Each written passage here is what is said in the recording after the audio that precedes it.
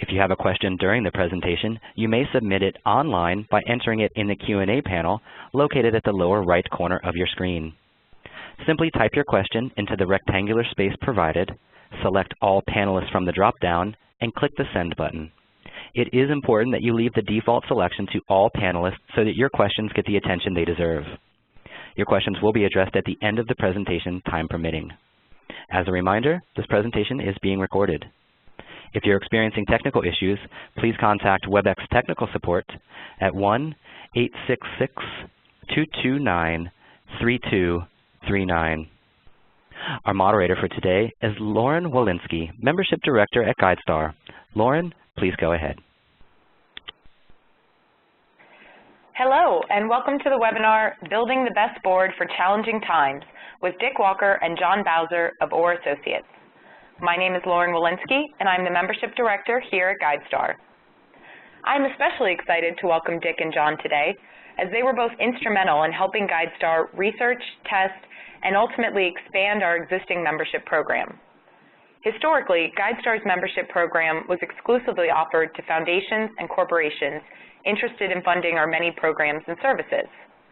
With the help of Orr Associates, we conducted a feasibility study to ascertain the appetite and need for an augmented program that offers benefits to individuals, nonprofits, and professionals looking to support GuideStar philanthropically.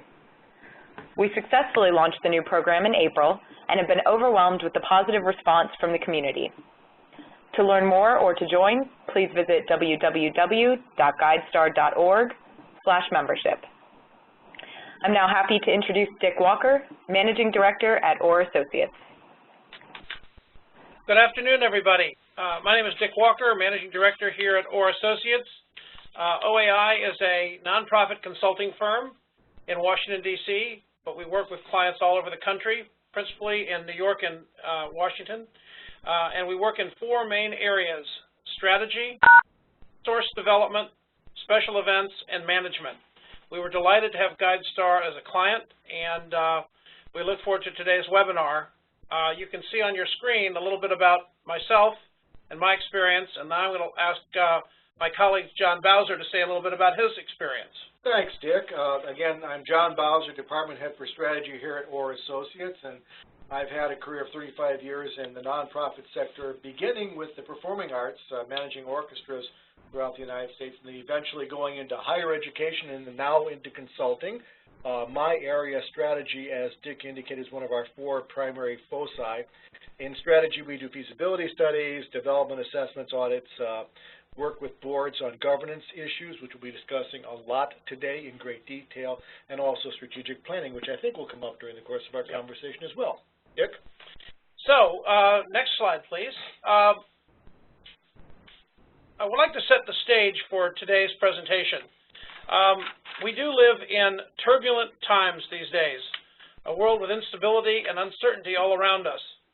Economic uncertainty, high unemployment, a large national deficit and debt, a volatile stock market, and government cutbacks. Political uncertainty. We're facing a 2012 election that will determine not only the resident of the White House, but the makeup of Congress. We also have state and local government elections that will set the stage for that. International uncertainty. We're all aware of the European debt crisis going on now, the Syrian civil war, changes in Middle East governments. Afghanistan, Pakistan, Iran, and Iraq continue to get headlines. And environmental uncertainty, climate change, drought, wildfires. Technology only increases our anxiety as we are bombarded on a minute-by-minute basis with the latest bad news. And what has all this done for our organizations? Well, it's increased competition for resources from donors with fewer dollars to go around. It's increased demand for services from those we serve, and has increased the need for prudent resource management. All of this points to a renewed need to focus on leadership. At OAI, we see these factors at work every day with all of our clients. And we recognize that boards are a key factor in the organizations that weather these storms well. I'd like to make one suggestion. As you listen today to what John and I have to say, You might take notes on ideas that strike you as ones that will work at your organization.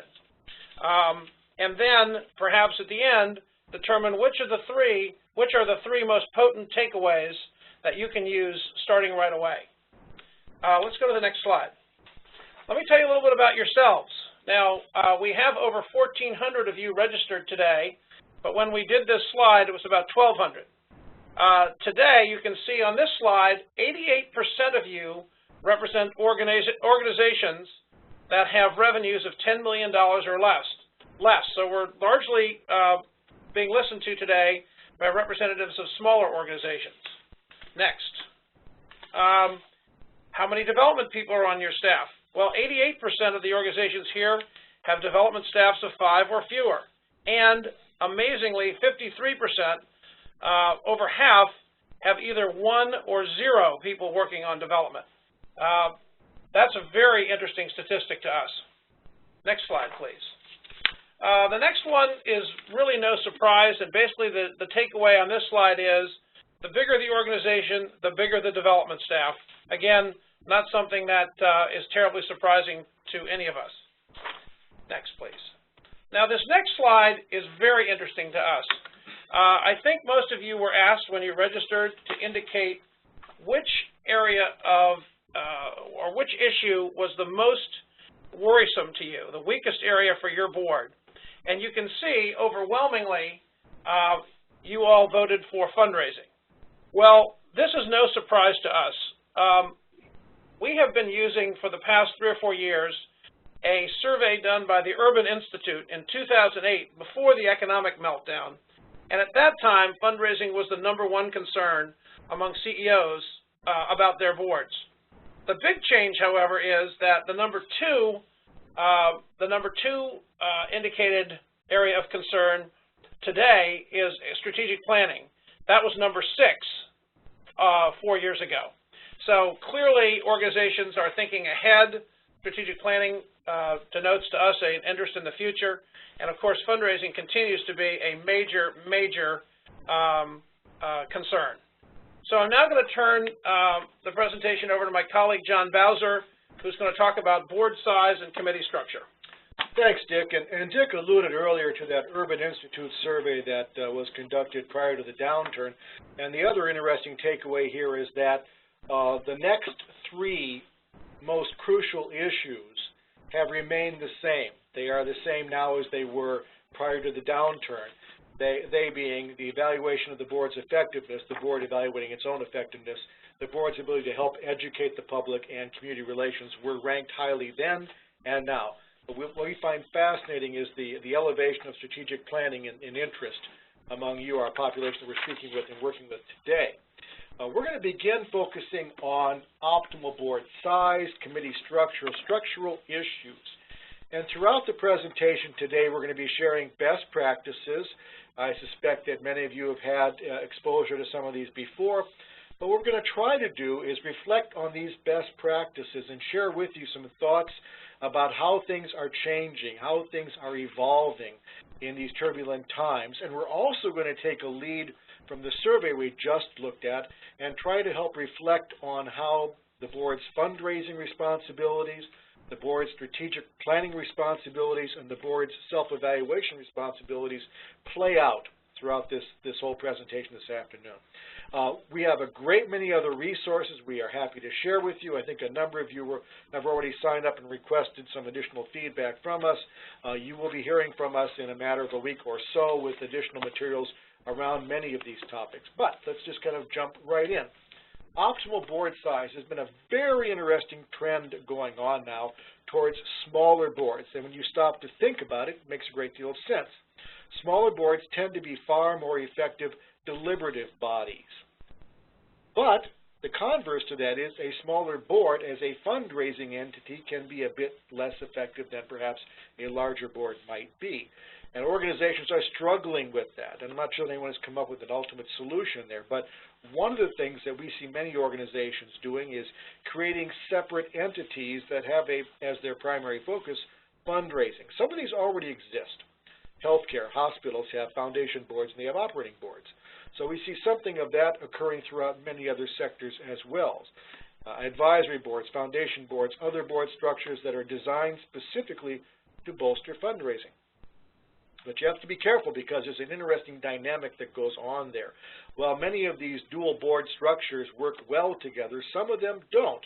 And oftentimes it has to do with concern from the fundraising entity that they don't have enough input on programs. Why are we raising all this money if we can't help shape the organization's future? So you have to be very careful to help reconcile that potential disconnect that you can have when you have two types of boards. You know, it's interesting, Dick, when we were playing around with this concept earlier on, one of the joking titles we had was reduce, reuse, and recycle. And I think it actually is somewhat applicable here, and I'll ask everyone to think about those three terms as we work through today.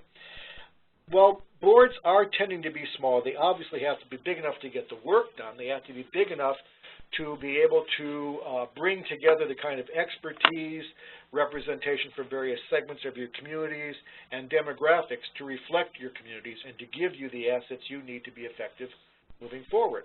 And they need to be big enough to staff your board committees. We're going to be speaking just momentarily about committee structures and how they are evolving too. Interesting subpoint here is that more and more organizations are using, effectively, non-board members to fill out their committee structures. It's a great way to reach out to your community, to involve those who are perhaps not ready or not able to take on the responsibilities of full board membership, and it's a great way to test out new potential future leadership. Let me make one comment here, John. Clearly, there is no one-size-fits-all formula for board size. We would urge those of you who think that you need to address this, either your board is too big or too small, to not be afraid to change it. However, it needs to be done carefully and very deliberately with lots of involvement from lots of different people. It can be very disruptive, right? Good point, Dick. Now, committee structure. The organizations that we see that are the most highly functioning nonprofits are those that have very mature, very carefully and deliberately structured committees. That really is where the work gets done in mature organizations. But ironically, the trend here again is toward fewer standing committees. And the key word there is standing committees. That may be part and parcel of the fact that when you have a smaller board, you can effectively staff perhaps fewer committees, but I think it goes well beyond that. It's a far more strategic trend that's at work here. In lieu of more standing committees, we're seeing an increased use of task forces, organizations that are pulled together, that are assembled with clearly defined objectives, and they tend usually to have a limited lifespan, which could be a couple of months to a couple of years. There's some advantages you have there. It allows you the flexibility to marshal the best resources, to bring the talent together you need to have at the table to wrestle with key issues, to take advantage of opportunities, or to deal effectively with any challenges you're confronted with. And they can move quickly. When their job is done, they go away. They have a very, very clear, articulated objective. Now, of course, in all of this, we have the executive committee, and the role of the executive committee we're seeing fluctuates dramatically from organization to organization. To a certain extent, it's also a factor of board size and how frequently your board meets. We've seen very effective organizations. Actually, I will mention one, Youth Inc. Steve Orr, our founder, founded an organization that does remarkable work in New York City, helping emerging organizations that serve the youth of New York, and his board meets twice a year. And it's a very effective organization. They're able to do that because they have a highly honed committee structure and an executive committee that does help out between board meetings. So again, frequency of meetings is one factor, size of board is another factor. Executive committee is usually charged with taking care of business between board meetings, emergency decisions, if necessary, serving as a sounding board, and helping to coordinate the board work, perhaps even structuring the agenda for the next board meeting. So again, the role of the executive committee is evolving, but it's more based on the circumstances of the specific organization. Now, traditionally, committee structures are organized around those that are internally focused, internally facing, or externally focused, facing outward. And you all know this. While the specific committees will change dramatically depending on what business you're in, Internally focused committees tend to be your program committee, your personnel, finance, governance audit committee. Externally would be fundraising or marketing or public relations or government relations committees. Now that's a more traditional view. There are some interesting opinions out there about committee structures, and we're going to share at least one of those with you now. It's actually credited at the bottom of this slide, but it has more to do with the next slide. David LaPiana, a brilliant thinker, a great strategist, has done a lot of good work in the nonprofit sector. There was an article on Blue Avocado about his view of committee structures.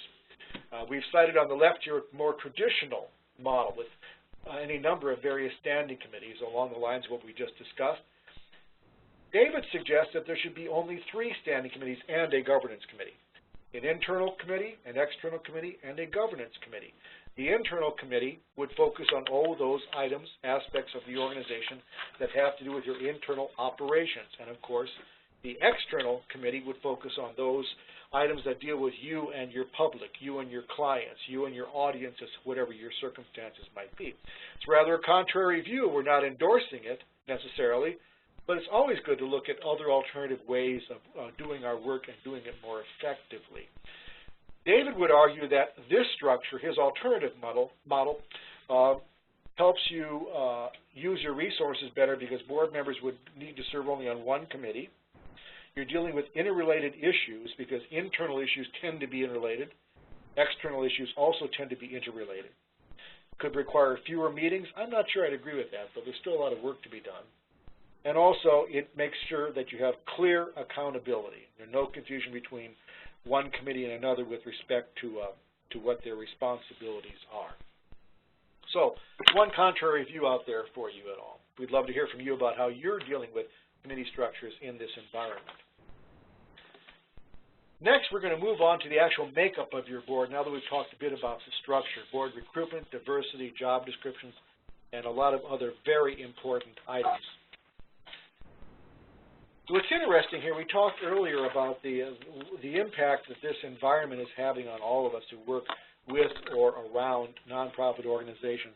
One of the things that we clearly see is competition for effective and highly qualified board members has increased significantly.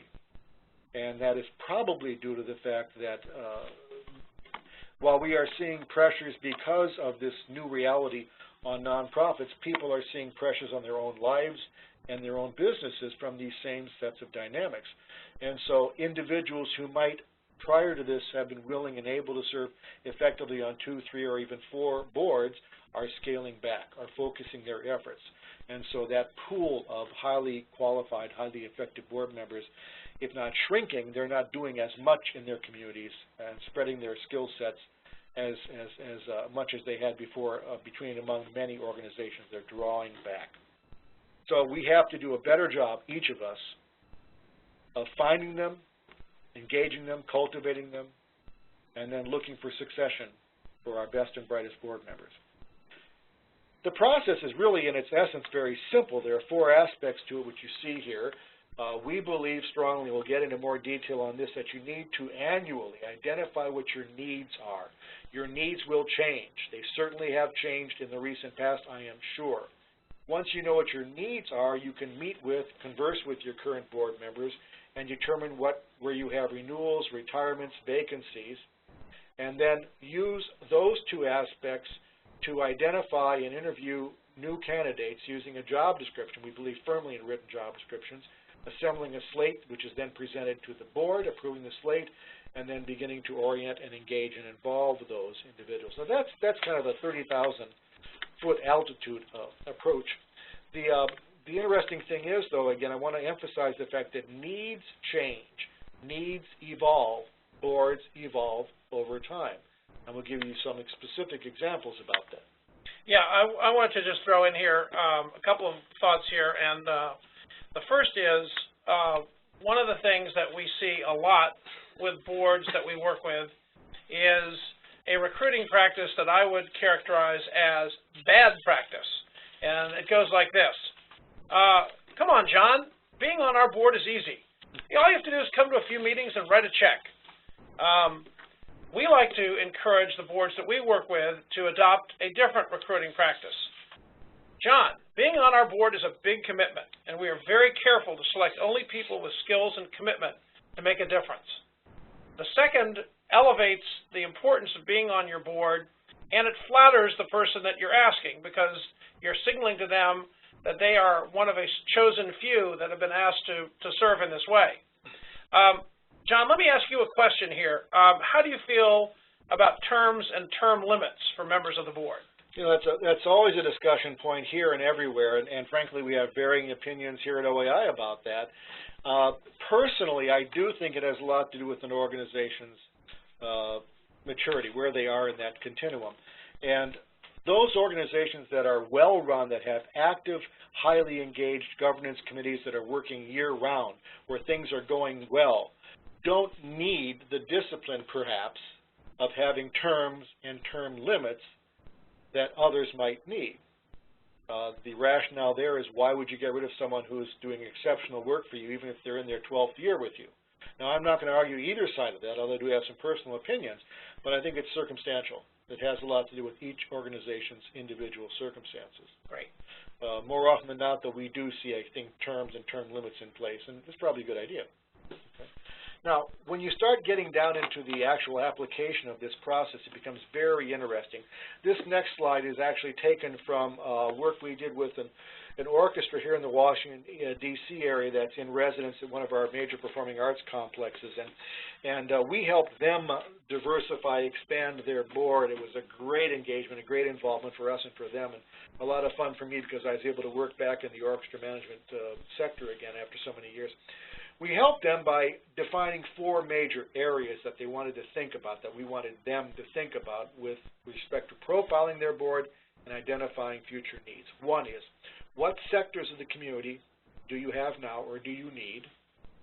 Secondly, what skill sets are important to you and your mission? Thirdly, demographics, vitally important. You should reflect your community. And then what we categorize as other factors. Is it important that the people you bring on board have experience on other boards? Should they have personal wealth? I love the third one. Do they play well with others? Are they going to create the kind of collaborative environment you want and need to be effective, et cetera, et cetera, et cetera.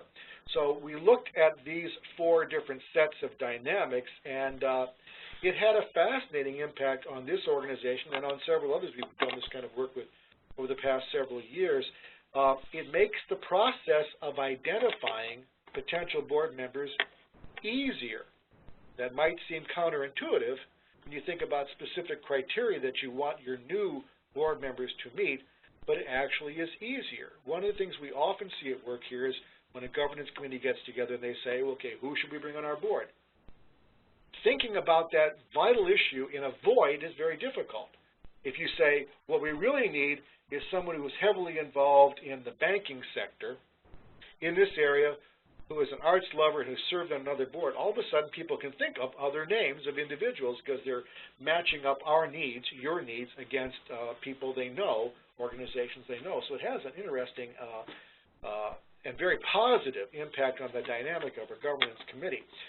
We believe in rigor, and so this next slide takes the work that you saw in the previous slide, and this is actually how one organization mapped out both their current board members and prospective board members against a specific set of sectors, skill sets, expertise, attributes, fundraising capacity, to get back to that in a second, what their residence was. This organization needed to get out of Maryland more, as you can probably tell.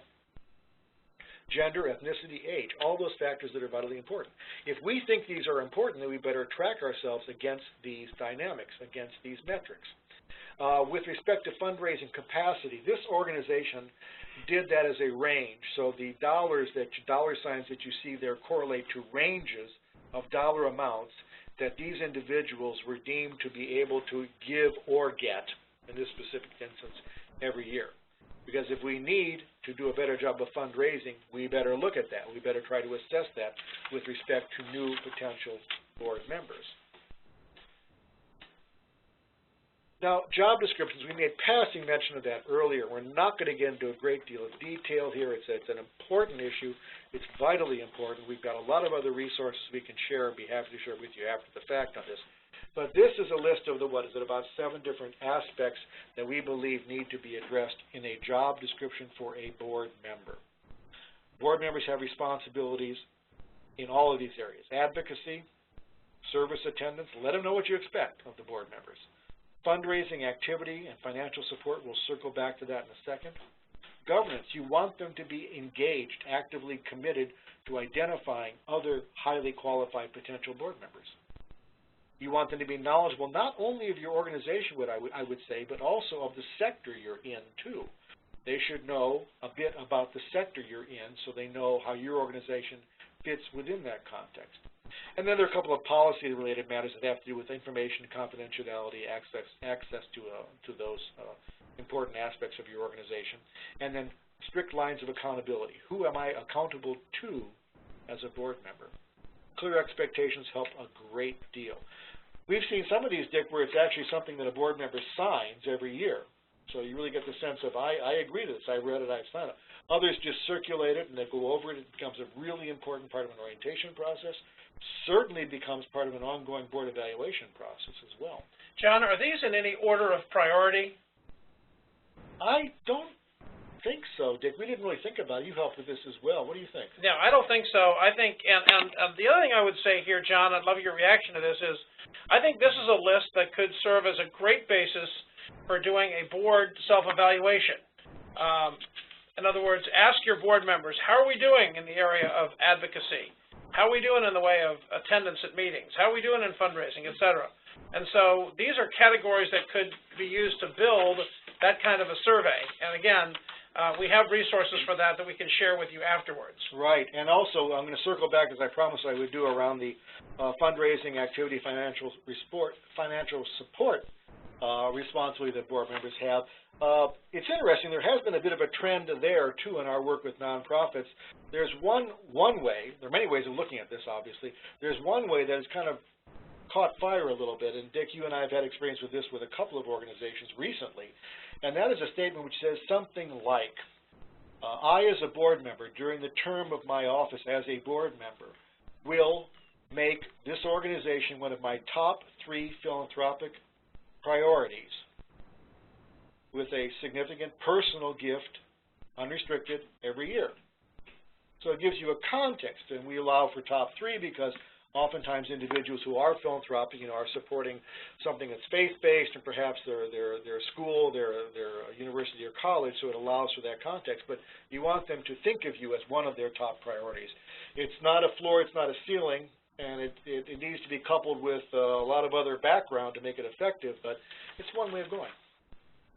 The next thing we're going to touch on is kind of an illustration of exactly how complex the governance committee's job is. I was told when I first started working with nonprofits over 40 years ago that the governance committee, the nominating committee, now governance committee, is the most important committee of the board. I didn't believe that at first, but it was only a matter of months before I figured out that was actually true.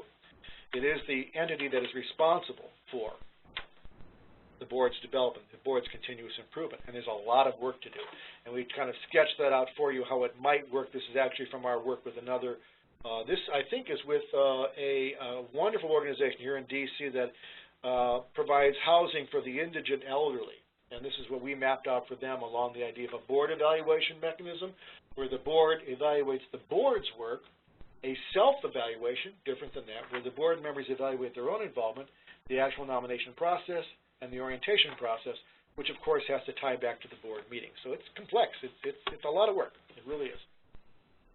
Okay, we're now going to talk a little bit about the #1 area of concern for all of you, and that is the board's involvement in fundraising. And so I'd like to go to the first slide on this area. We think that there are 3 things that every board member must do in this area. #1, give generously. And I'm going to take a quick poll here. Rick, if you could put this on the screen while I'm talking. How many of your organization, or does your organization have a defined annual dollar amount that board members are expected to give or get for your organization? You're going to see 2 buttons, yes or no, and don't forget to hit the submit button at the bottom. And while you're voting, let me talk a little bit about some thoughts that we've had, and John's already sort of previewed a little bit what our reaction is. Number one, organizations that have give-get requirements. Here are some pros. Number one, it's a clear expectation. Every board member who comes on the board knows what's expected. It's a clear measurement. How are we doing? Did every board member meet their obligation? Number three, it sets the bar high for new board members because you are only going to be recruiting board members who can meet that expectation. And finally, the collective amount that's raised can be very impressive to other funders. Now, on the opposite side, there are some cons. There's some points here that may not be an advantage. Well, number one, it can be a limiting factor for some members of the board. Why ask a board member who could give you $25,000 to only give you $5,000? It can also exclude some potentially good board members who cannot give that amount and do not have access to those who can. And some of these folks have skill sets you're going to want and need on your board.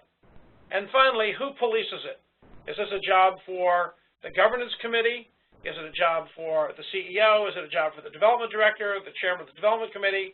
Those are all tricky and possibly divisive issues. Our preference is what John said before. We like to encourage organizations that we work with in this area to set a policy that each board member will consider the organization among their top 3 giving priorities while they serve. And we also urge board members to annually fill out a commitment form. And I'm looking at the results right now, and only 27% of you have give-get requirements. 73% of you do not. There are some good reasons to have it for some boards and some good reasons to not have it, as we've just discussed. Take a look at the next slide, which gives you a sample commitment form that you might give to your board members. And this would be useful whether you have a give-get requirement or not. This is something we would urge you to have every board member sign every year. You can see it's divided into 2 sections. One, your personal contribution, the board member's personal contribution, and second, their fundraising activity. And I'm going to talk a little bit more about that section. A second thing that we would urge you to do is to do this in person with each board member. Sit down with them and discuss it with them so that they have a chance to have some input and to react to suggestions that you might make, particularly on the fundraising activity side of things. Next slide, please. The second thing that we urge, so the first thing we ask all board members to do is to give generously. The second thing we talk to about boards is to be an advocate. And we really think of this in 2 ways. One, speaking from your heart, your own personal story. How did you get involved with this organization, and why do you stay committed? The second is talking from your head. What are the facts and figures? What is the need that you're serving? How much of that need do we meet? What is our budget? What is our cost per client? What specific needs are there for funding? And how can I give? These are the kinds of things that we hope all board members will know. Finally, we really urge our members of the boards that we serve to have an elevator speech, to have a 30-second summary that talks about the organization, what it means, what it does, and how it has impacted the community. This might be a great activity for an opening meeting of your board. Take 15 minutes, ask each board member to write his or her elevator speech, then have them share them with a partner or in small groups, and then come back and see what common elements come out of that elevator speech. Everyone should write their own and deliver it in the way that's comfortable for them, but it's always interesting to me how many people have both similar and different things that they think are important about the organization. Next slide. The third thing that we say to board members is you must be involved in fundraising. And what we often get as a reaction is, I don't like to ask for money. When I was asked to serve on this board, I said I would do anything except ask for money. And I'm sure as I'm saying that, a lot of your heads are nodding. You know board members who've said that. We say there's a lot more to fundraising than just asking. And we think there are 4 activities that go with fundraising. And we think every board member should be able to find a home in one or more of these activities. The first is identification. In other words, who are our donor prospects going to be? So here's some things that board members might be able to do. 1, provide names from personal networks. Review donor lists from the organization and other organizations. Do a rating and screening meeting, or provide factual data on prospects. 2, cultivation, building the relationship. That's what that means, through communications, events, and personal visits. Specifically, board members can make calls. They can write letters. Take someone out for a meal. Host an event. 3rd, of course, is solicitation. That means asking for the money. And by the way, most boards have only a few people that are good at that. And those people are gold, and you need to treat them like gold because they are very, very important assets to your organization. But they can make a call. They can go with someone on a call. They can brief the asking team before. They can help set the appointment. They can debrief after a call. So there are lots of ways to be involved in solicitation. And finally, and the fun part of fundraising, we put the fun in fundraising in stewardship. Stewardship is all about saying thank you. It's asking your board to call donors and say thank you. It's asking them to write a handwritten note, asking them to attend an event at which donors are recognized, asking them to invite donors to serve on committees or task forces or to volunteer in some way. I would argue that a best practice for boards is that at every meeting, a list of current donors is distributed, and maybe you set that at a certain level. Maybe it's $500 or more, or $1,000 or more, depending on your organization, and ask each board member to take 3 or 4 names that they are going to call and thank for that gift in between then and that board meeting and the next board meeting. You will see such an amazing reaction from your donors when you do that. They'll remember next year when they get your appeal that this was the organization that called them to say thank you. And now, you know what, Dick, let me add a little anecdote to that, which is so true. One of our clients, goes back a couple of years, was just a stellar organization here that works with immigrants primarily, with health services, language services, job placement services. It was the first organization that the First Lady visited when she moved here to D.C. in the White House. And interesting thing about this organization is that 51% of its board, by charter, had to be clients. Now, some of you probably have a similar mandate, but think about that. Over half of their board had to be clients, recipients of their services. How do you justify, how do you reconcile that with the board's traditional responsibilities and fundraising? Well, we made the suggestion at a board training session we did that they do just that. They all take names and thank people. And this was one of my favorite charities, so I actually had been a donor to the organization, and lo and behold, the next week I got a call from a board member who obviously didn't remember my name, or maybe wasn't at the board meeting, and all they did was say, I'm so-and-so, I'm a member of the board of whatever the organization is, and I just want to thank you for your gift. And even though it was our idea, I was moved by it, and I know that others would be as well. And interesting things happen. What happens is a dialogue starts, and I have seen this time and time again when people can use that as a jumping off point to develop a relationship. Now, the last thing we're going to talk about is leadership succession, leadership planning, and involved in the past board members. How do you keep your best and brightest with you? And we're just going to spend a couple of minutes on this. Leadership succession, vitally important. We all know that. We think that it needs as much rigor, as much deliberate attention as anything else does. That's part of the governance committee's responsibilities. Think at least 2 to 3 years in advance. You are succeeding if you have at least 2 prospective candidates for each key board position, in other words, your officers. That should be a key governance committee objective. You need to have a pool of talent there that you are developing. You need to recruit people with an eye toward the future. Consider actually including prior board leadership as a key objective or requirement for those you're recruiting. Consider naming a chair-elect 1 year in advance. It's a great idea if you're comfortable doing so and have the pool of talent that will allow you to do so. And some will even allow the immediate past chair to continue on for a year or so to have that continuity there. And again, use your committees. Use your committee service to help develop, engage, assess, evaluate leadership potential, especially what we think are the vitally important committees of governance, development, finance, and obviously executive committee as well. Interesting point, though, here.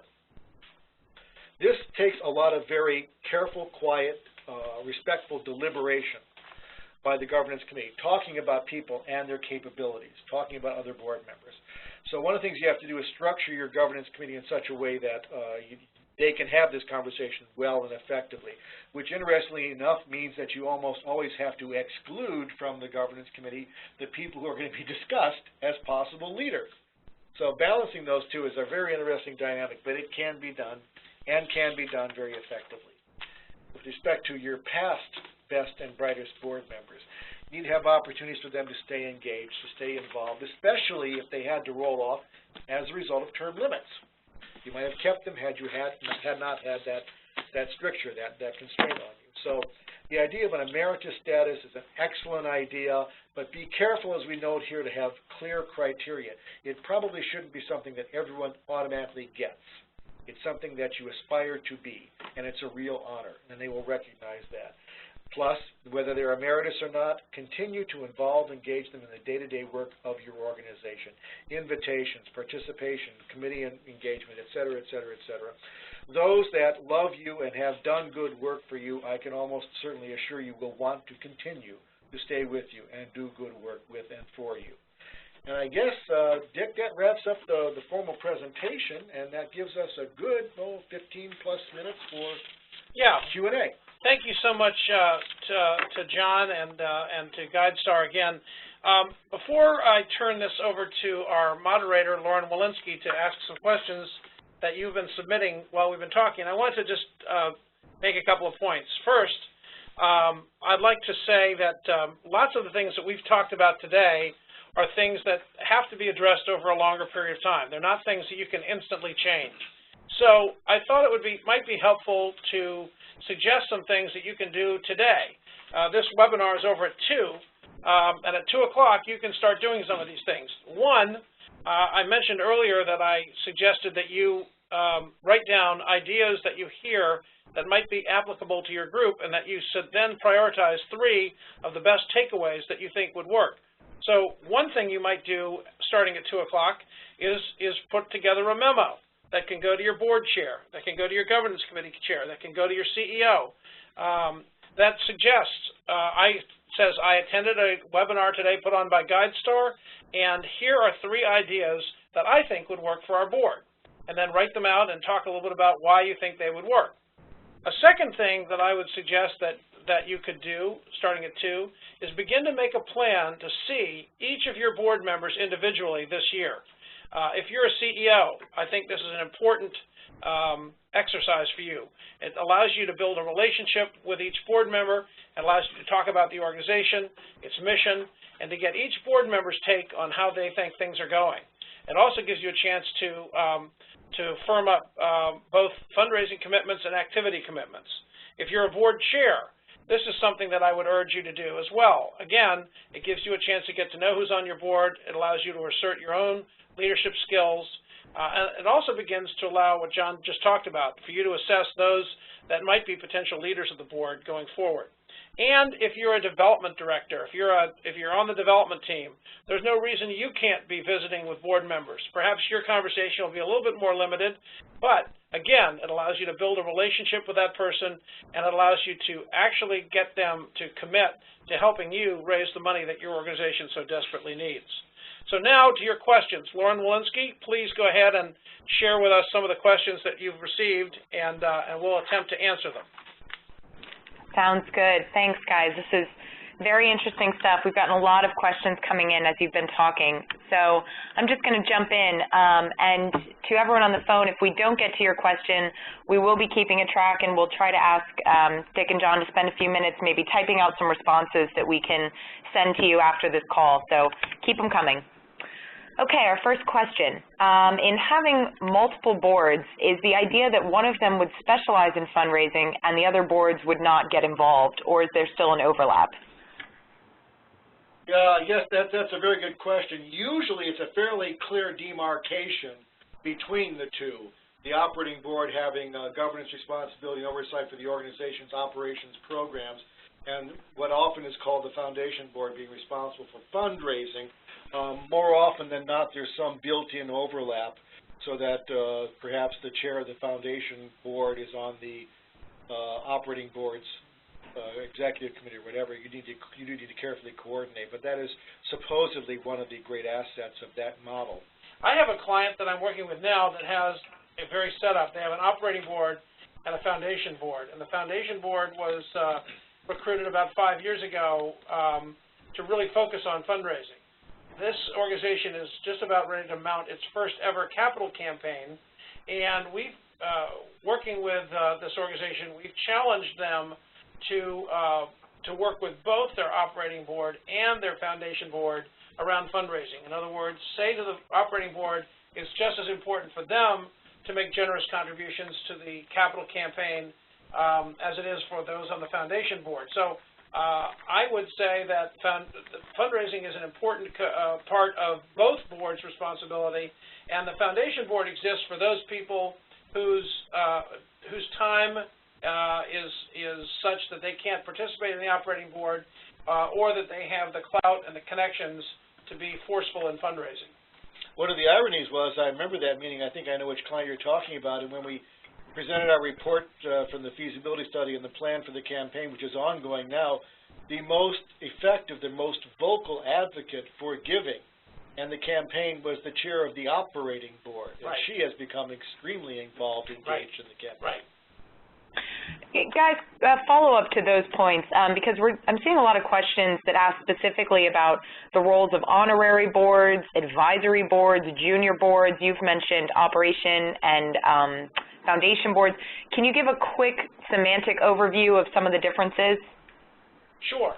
A lot of it is semantics, Lauren. You're exactly right, and they're called different things at different organizations. But an honorary board might be emeritus board members, might be people who participated. Again, another client that we're working with has an honorary board that is composed of the founders. There were 5 or 6 founders of this organization, and they're considered honorary board members. They don't really have a function except that they are recognized in literature and on the website. They meet once a year for dinner, and the organization does a good job of keeping them up to date on what's happening. Advisory boards. So, for example, if you are a school, you might have an advisory board made up of educators at other institutions that can provide some professional advice to you. A foundation board or advisor or another kind of advisory board could be, again, those high net worth individuals that can give gifts and to also provide connections to others who can give. I love, and we're seeing more and more of this, I love the idea of a junior board. I think this is a great opportunity for us to build leadership for our organizations down the road. And so the idea here is to recruit young people in their 20s and 30s as they're beginning their careers who have, grown up in an era when community service is such an important part of education today, and it gives them a chance to get involved with the organization in a real and important way, and it gives you a chance to gauge which of them have the leadership skills and potential to actually serve on an operating or advisory board at some point in the future. John, do you have anything to add to that? No, I think it's usually an outgrowth of your current governing board. We have another client that's embarking on a major capital campaign. They are a financial institution that serves our veterans and doing wonderful work here and all over the country. And their board charter, because they are a foundation board of this financial institution, requires that they have X number of individuals from our military. And many of them are not able to do fundraising because of their specific roles in the military. So that they have, they are very generous, but they can't necessarily actively go out there and ask. So they have assembled an advisory board, which is pretty powerful, pretty effective as an adjunct to build out that important part of the board's responsibility. Lauren. That's great. And kind of dovetailing onto that, we're getting some questions about motivation and why people choose to join boards, and ways that you can do that, both use that information both to effectively market people to join, but then once you've hooked them, once they have shown that enthusiasm, how do you effectively link the two so that they understand the fiscal responsibility and the fundraising that goes along with that enthusiasm? Any tips there? Well, yeah, but what I'd like to do is take maybe a slight tangent to that, because it made me think of something that I've encountered in our work with others throughout the last year or two. One of the things we've added to our suggested interview, when you sit down and interview prospective board members, when you're that serious about one another, there's actually a conversation, is to ask the board member, what do they want to get from this relationship? What will make it satisfying for them? What will make it rewarding for them? And I never thought of that myself. I don't know where I came up with it. It's certainly not my idea, but it was a brilliant idea, because it should be a partnership. Obviously, you do this work, you give of your time, you give of your resources and your talents to provide for a better community. But there's nothing wrong with saying, here's what I'd like to get for myself from this relationship. And it might be an opportunity to explore new areas, interact, connect with others. It doesn't have to be, I guess, just self-interest. It can be self-growth, and that's one of the things that nonprofit organizations can do. So I think that understanding that there are two aspects to it is vitally important, but clearly boards have vitally important responsibilities, and individuals need to understand that they are extremely important individuals to any organization, and they have to understand what they're getting into, I guess. Dick, you want to add anything to that? I'll add very quickly here that one of the things that I often tell clients is that people give money for three main motivations, and I think it applies to being on the board as well. The first is a personal involvement. So you serve on a board for an organization that's had an impact on you or your family. Second is to change the world. All of us want to leave a legacy. All of us want to feel that our lives have been spent in doing at least one thing that has made this world a better place. So to the extent that people see that possibility in your organization, that's important. And the third is to be part of a club, to be part of a group of people that they admire, that they want to get to know, that they want to be associated with.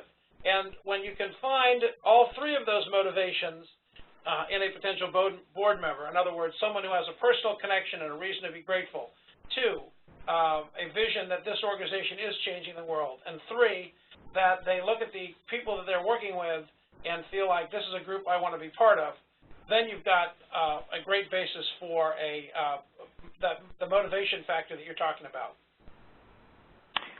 That's great. So we have 5 minutes left. I'm going to go ahead and ask two more questions, and if we have time to get a third in, we will.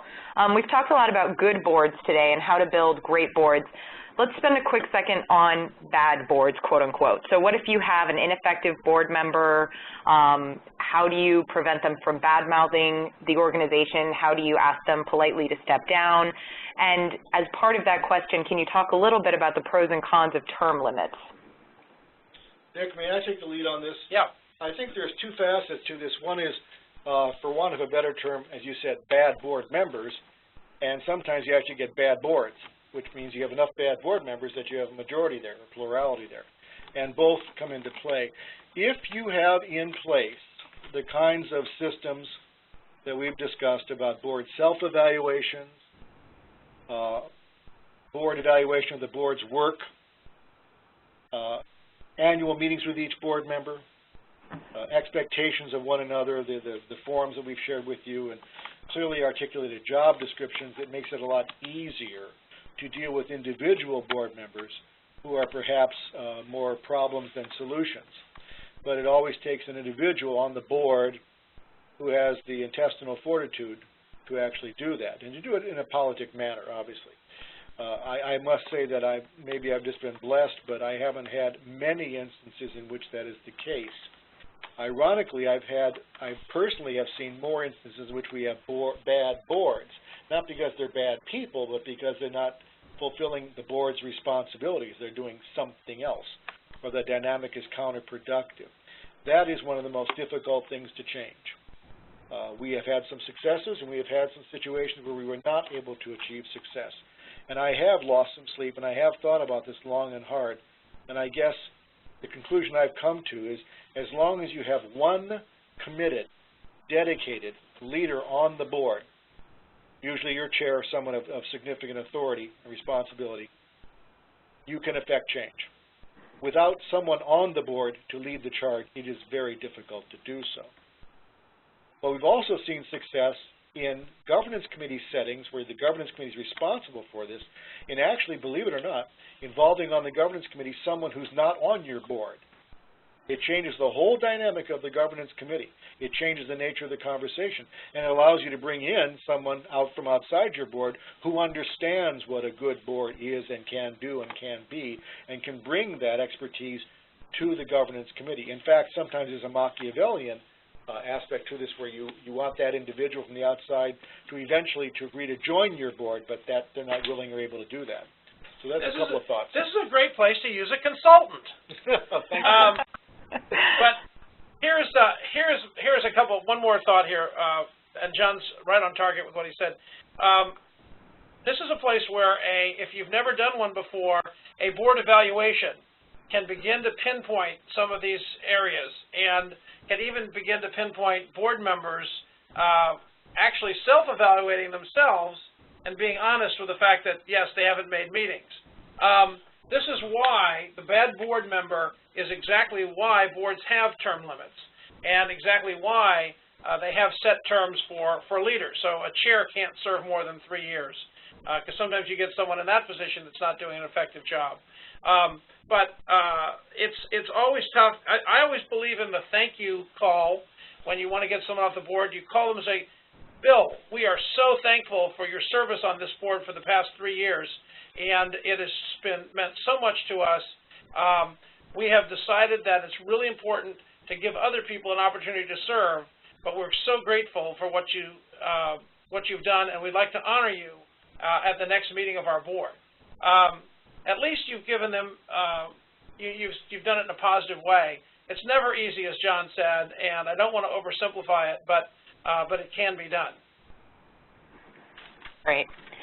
And guys, we have 1 minute left, but I do want to end on a high note. So one final question is about the relationship between a board and a well-established staff. So planning for succession, you talked about this in the webinar.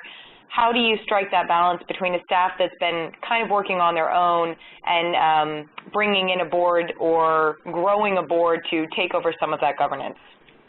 I think that's an extremely important question. There's no relationship that's more important to an organization than the relationship between the board chair and the CEO.